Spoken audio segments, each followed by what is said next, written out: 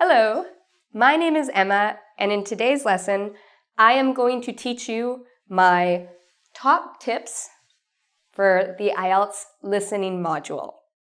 Okay, so before I teach you these tips, you might be wondering, what's the IELTS listening module?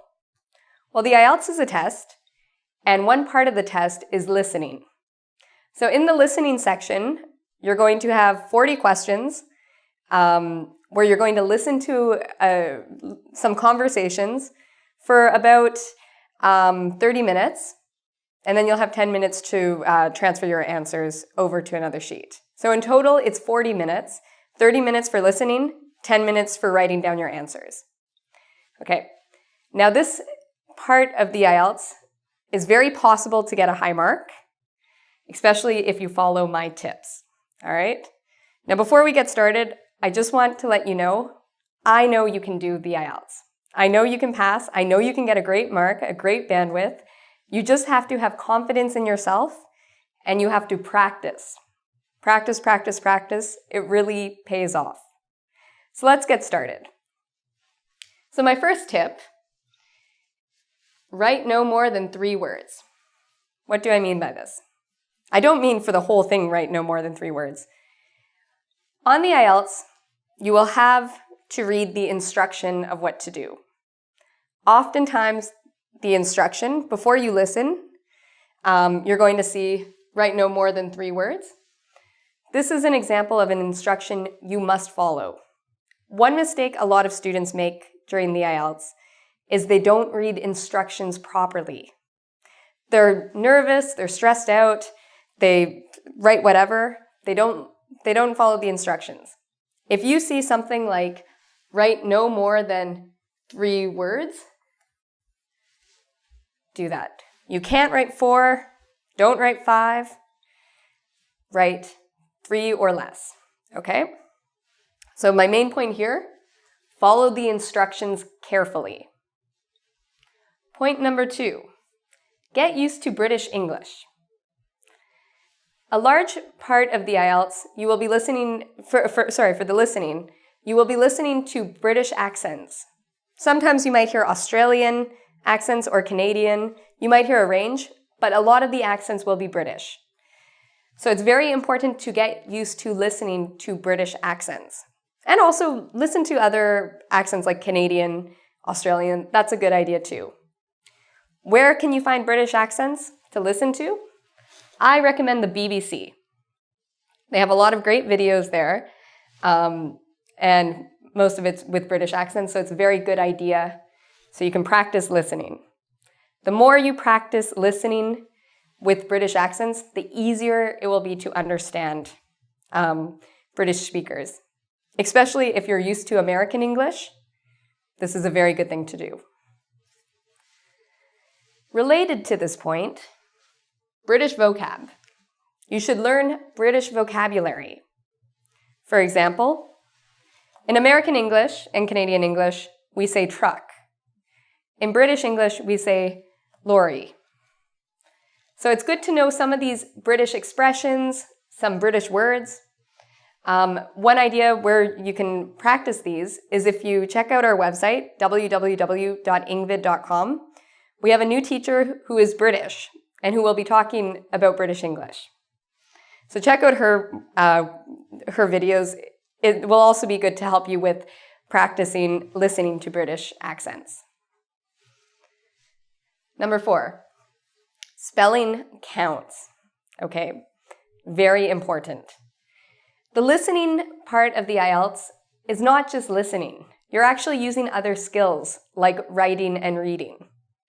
Now with writing, when you write down your answers, you sometimes have to spell something out. So you have to be very, very careful with spelling, okay? This is something you should really study and practice before you take the listening part of the IELTS. Practice your spelling. Learn spelling rules. We have a lot of different videos on how to spell on Ingvid, so I would come and check those ones out. Number 5. This is the thing that always gets my students, and I always warn them about when we practice. Plural versus singular, okay? you have to listen carefully on whether you're writing down the plural with an S or the singular.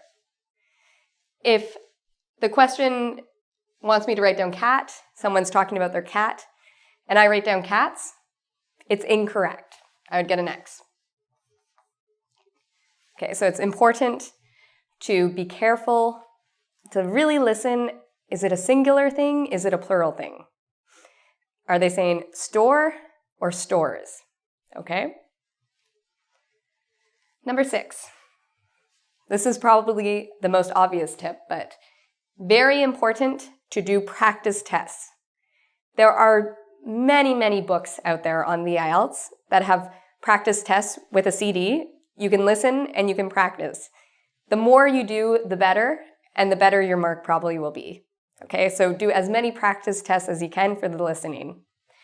And again, maybe when you start, it will be very difficult. Maybe you'll do a test and you'll do very poorly on it, a practice test. It's good to keep going. Even if you do bad at first, I'm sure the more you practice, the more you get used to these accents, you're going to do fine, okay? Just keep practicing, practicing, practicing. Number 7, prediction. Very important on the IELTS. During the listening, at the end of each section, you have some time to check your answers and to read the questions that are coming up. Very important that you look ahead, okay? Anytime you have a chance to stop and to read ahead on the IELTS, the listening part, it's very important to do this. The reason is you can make a guess, you can predict. It's not exactly a guess, but you can predict what an answer is going to be, and your chance of getting that answer right is going to go up. So for example, maybe this is one of the questions. The woman will travel on... Okay, so I'm going to have to listen to the CD. Now what I can do is in pencil, I can just write in what I think it's going to be. Well, I see the word travel on. So maybe she's traveling on a bus. Or maybe a plane. Okay, think of some things she might be traveling on. And then you can just write quickly what your prediction is.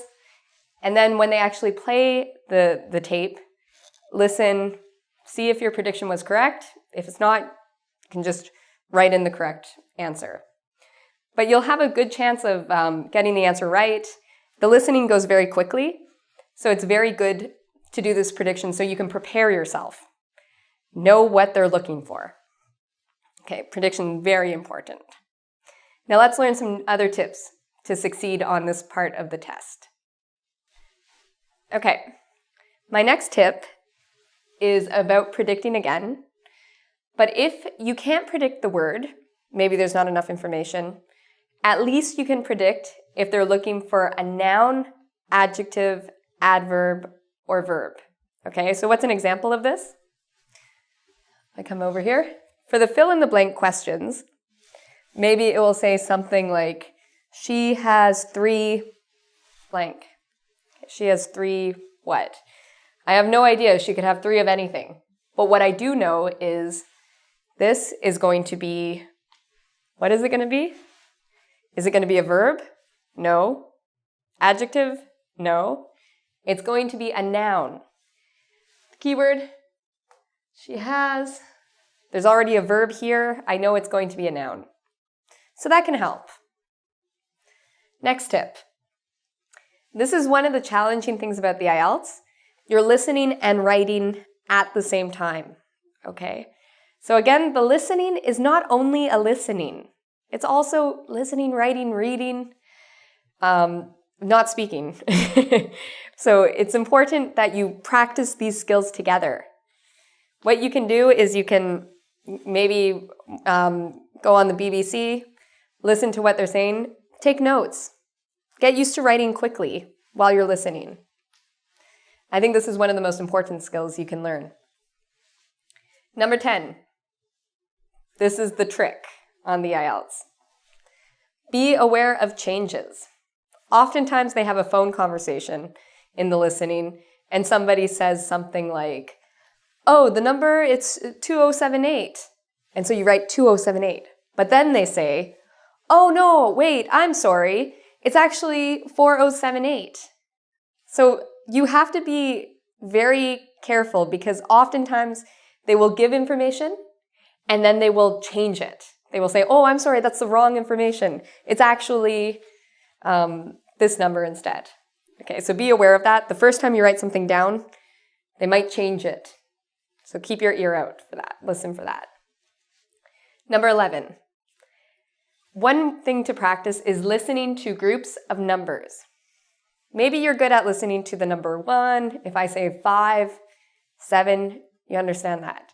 But if I say a lot of numbers at the same time, like my phone number is 971-225, it's not this, by the way, so don't call this number.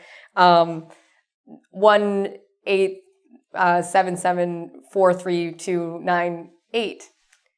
Okay, I hope nobody has this number, but if I say something like that, were you able to write down all those numbers? All right, you got to get used to listening to large groups of numbers in sequence. Again, about the numbers, because you often have to listen to something about numbers in the IELTS, it's also important to listen for the difference between 13 and 30, 14 and 40, 15 and 50, and so on. Okay, so the trick here is 13. Teen is usually louder. Thir is quieter and shorter. Versus 30, where thir is longer, t is shorter. So get used to listening to these numbers so you can actually hear the difference, because you might hear that on the IELTS. Number 13. This is also very important. Your handwriting must be clear, all right? If they can't read what you write, you're not going to get the marks for your answer. Even if it's correct, if they can't read it, that's a problem. So if you have bad handwriting, this is something you should work on. Practice writing, start off slow, and then work on speed, get better and better and better and faster at writing. All right, so write well. Number 14. This is my last tip of the day. Again, this is with spelling because it's so important on the IELTS for the listening section. One thing they often do is they'll have somebody spell something out. So maybe someone will be on the phone and they'll say their last name. My last name is Tatoli, okay?